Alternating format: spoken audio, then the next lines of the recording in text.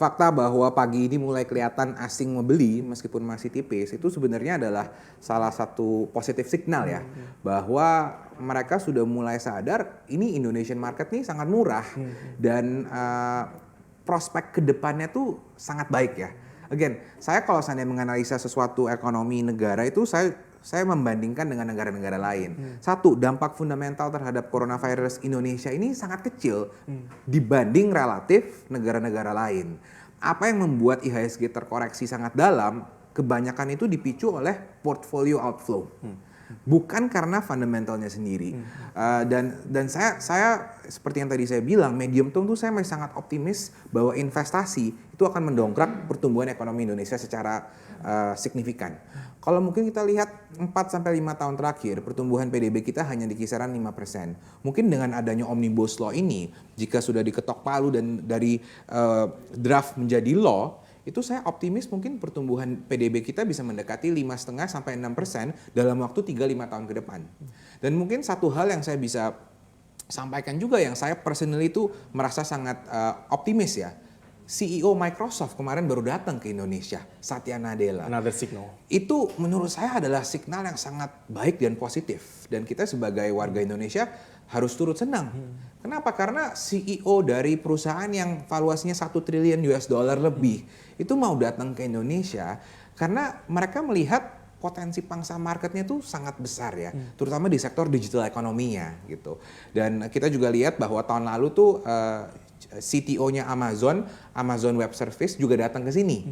Tapi ini dari Microsoft CEO-nya langsung. Jadi itu menunjukkan bahwa appetite untuk investment di Indonesia masih sangat besar.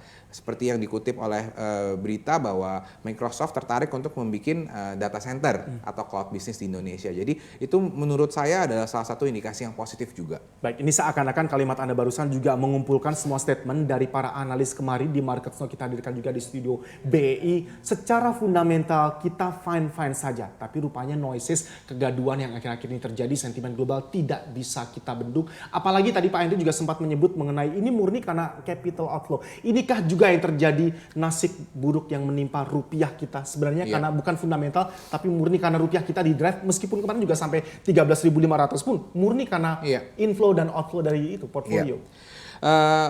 Mengenai rupiah ya, memang beberapa hari terakhir rupiah kita terkoreksi lumayan dalam ya. Mungkin dari 13.600 sekarang 14.100, 14.200. Tapi mungkin yang saya perlu utarakan adalah dalam waktu 1,5 tahun terakhir, overall pergerakan rupiah ini masih sangat stabil. Di mana mungkin salah satu di posisi sekarang pun Pak Henry? Di posisi sekarang karena ekspektasi kita adalah rupiah mungkin di kisaran 14.000 sampai 14.500 gitu. Jadi saya merasa kondisinya itu masih relatif aman ya. Mungkin satu hal yang saya bisa tambahkan kenapa rupiah terkoreksi dalam beberapa hari terakhir karena banyak yang take profit di pasar obligasi. Pasar obligasi kita ini salah satu best performing di dunia. Awal tahun lalu tuh bond yield kita yang 10 tahun tuh 8%. Bond yield turun all the way ke 6,5%. Bond yield tuh korelasinya negatif korelasi terhadap harga ya. Jadi kalau bond yield turun tuh yang bagus justru. Dari 8% turun ke 6,5%. Nah sekarang risk of sentiment, orang pada mungkin khawatir dengan corona, take profit dulu di market-market yang sudah untung.